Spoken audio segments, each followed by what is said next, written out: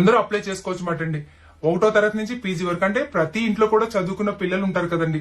ఆర్థికంగా కొంతవరకైనా సరే పిల్లల్ని ఎంకరేజ్ చేద్దాము అన్న ఉద్దేశంతో హెచ్డిఎఫ్సి పరివర్తన ఈసీఎస్ఎస్ స్కాలర్షిప్ అయితే కనుక మనకి ఇస్తుంది మాట అండి. సో ఇప్పుడైతే కనుక దీని గురించి ఫుల్ గా తెలుసుకుందామండి. చాలా మంది పిల్లలు చాలా మంది అనుకుంటారు ఇది వస్తుందా లేదా అని. కొంతమంది పిల్లల్ని చదువులోని అలాగే కుటుంబ పరంగా వాళ్ళని ఎంకరేజ్మెంట్ ఇవ్వడానికే ఇలాంటి స్కాలర్షిప్స్ అయితే కనుక మనకి కొన్ని బ్యాంక్స్ ప్రొవైడ్ చేస్తుందన్నమాట అండి. అందులో అయితే కనుక హెచ్డిఎఫ్సి పరివర్తన ఈసీఎస్ఎస్ లాస్ట్ ఇయర్ కూడా చాలా మంది అప్లై చేశారు. అయితే అప్లై చేసిన వాళ్ళందరికీ వచ్చేస్తుందా అంటే కనుకండి, అప్లై చేసిన అందరికీ ఎలా వస్తుందండి, ఇందులో కూడా కొంత సెలక్షన్ లిస్ట్ అని తీస్తారన్నమాట అండి. అలాగే దీనికి అప్లై చేయడానికి అయితే కనుక మీరు అలాగే దీన్ని అప్లై చేసేటప్పుడు అయితే కనుక మీకు చాలా డీటెయిల్స్ అడుగుతుంది. మీ ఇంట్లో ఎంతమంది ఉంటున్నారు, ఏం చదువుకుంటున్నారు, మీ పేరెంట్స్ ఏం చేస్తున్నారు, అలాగే ఫాదర్ ఏం చేస్తున్నారు, మదర్ ఏం చేస్తున్నారు, మీ ఫ్యామిలీ ఇన్కమ్ ఎంత, అలాగే మీ వాట్సాప్ నెంబర్ ఏంటి, మీ ఇంట్లోని మీరు ఎలాంటి ఇంట్లో ఉంటున్నారు, మీకు టీవీ ఉందా, 4 వీలర్ ఉందా, ఇలా చాలా క్వశ్చన్స్ అవన్నీ అడుగుతారు మాట అండి. అలాగే ఫ్యామిలీ మదర్ ఏం చదువుకున్నారు, మదర్ డీటెయిల్స్ ఏంటి, ఫాదర్ ఏం చదువుతున్నారు, ఫాదర్ డీటెయిల్స్ ఏంటి, అలాగే ఎంతమంది పిల్లలు, నా పిల్లలు ఏం చదువుతున్నారు, ఇలాంటి డీటెయిల్స్ అన్ని కూడా అప్లికేషన్ లో అడుగుతారు మాట అండి. సో మరి అప్లికేషన్ ఒకసారి చూసేద్దాం మనం. స్కిప్ చేయకుండా చివరి వరకు చూడండి. మీరైతే కనుక మీరు మొబైల్లోని గూగుల్ ఓపెన్ చేసి హెచ్డిఎఫ్సి బ్యాంక్ పరివర్తన 2025 అని టైప్ చేయండి, లేదా హెచ్డిఎఫ్సి బ్యాంక్ స్కాలర్షిప్ అని టైప్ చేసినా సరే సరిపోతుందండి. ఇలా టైప్ చేసిన తర్వాత అప్పుడు మీకు మెయిన్ వెబ్సైట్ అనేది ఓపెన్ అవుతుంది అన్నమాట. ఇది మీరు మొబైల్లో కూడా ట్రై చేయండి, ఒకసారి చూడడంలో తప్పు లేదు కదండి. మీకు అవ్వకపోతే అప్పుడు దగ్గరగా ఉన్న ఏదైనా సెంటర్ కి వెళ్ళి అప్లై చేయండి. ఇదైతే కనుక మనకి హెచ్డిఎఫ్సి బ్యాంక్ వాళ్ళు ఫస్ట్ క్లాస్ నుంచి పీజీ వరకు కూడా అప్ టు 75,000 అంటే 75,000 వరకు కూడా వాళ్ళు అంటే స్కాలర్షిప్ ద్వారా ఇస్తున్నారు అన్నమాట అండి. దీనికి లాస్ట్ డేట్ మనకి సెప్టెంబర్ 4వ తారీఖుతో అయిపోయిందని అన్నారు, కానీ ఇది అక్టోబర్ 30 వరకు కూడా మళ్ళీ పెంచారన్నమాట అండి. సో ఇది అక్టోబర్ 30 వరకు ఉంటుంది. ప్రతి ఒక్కరు ఎవరైనా అప్లై చేసుకోవాలంటే కనుక వెంటనే అప్లై చేసుకోండి. ఇక్కడ వ్యూ డీటెయిల్స్ అంటే మీకు అన్ని చూపిస్తారన్నమాట. అంటే మీరు ఏంటి కావాల్సిన డాక్యుమెంట్స్ అవన్నీ మాట. అప్లై నౌ అని అంటే కనుక మీరు అప్లై చేయడానికి అక్కడ లింక్ అయితే ఓపెన్ అవుతుంది. 1వ తరగతి నుంచి 6వ తరగతి వరకు 15,000, 7వ తరగతి నుంచి ఇంటర్మీడియట్ వరకు 18,000 ఇస్తారన్నమాట అండి.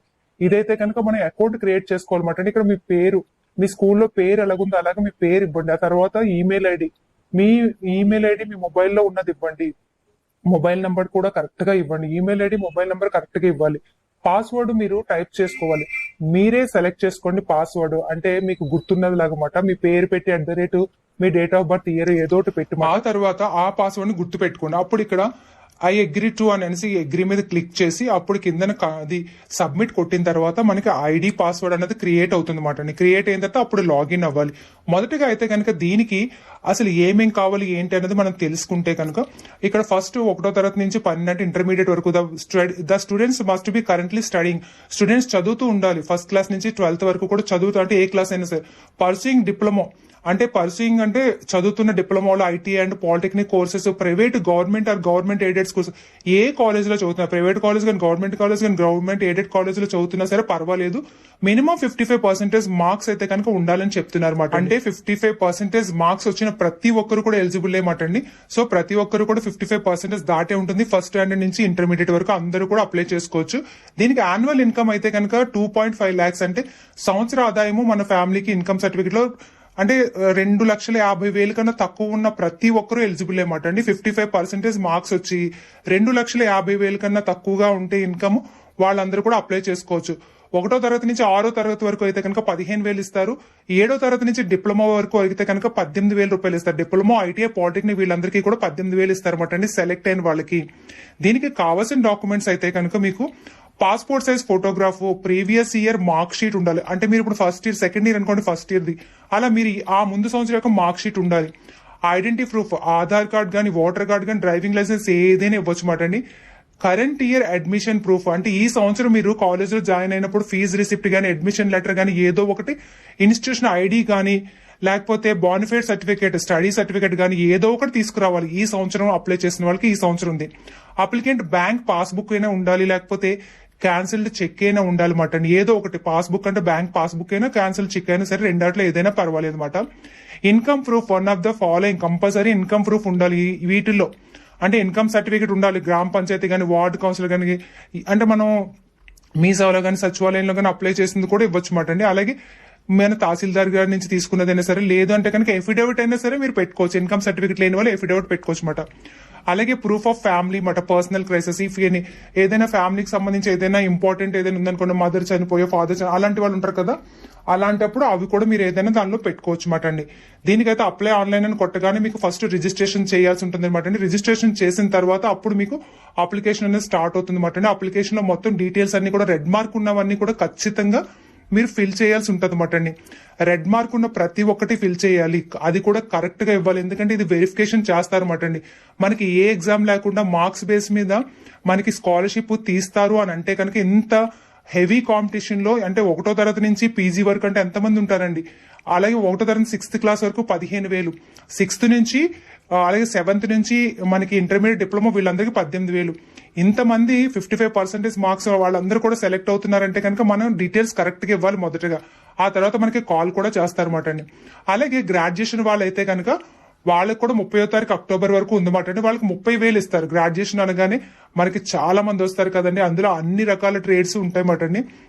BA, BCom, BSc, BCA etcetera మొత్తం అందరూ కూడా.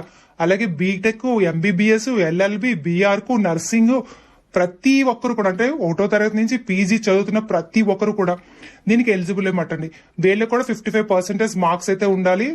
సంవత్సర ఆదాయము 2,50,000 కన్నా తక్కువ ఉండాలన్నమాట అండి. సో ఇలాంటిది మనకి ఏదైనా అంటే మనకి పేరెంట్స్ ఇద్దరు చనిపోయినాయి, అలాగే ఎవరైనా చూడండి అనాథ పిల్లలు ఎవరైనా వాళ్ళకైతే కనుక స్పెషల్ కేటగిరీ కూడా ఉంటుంది అన్నమాట.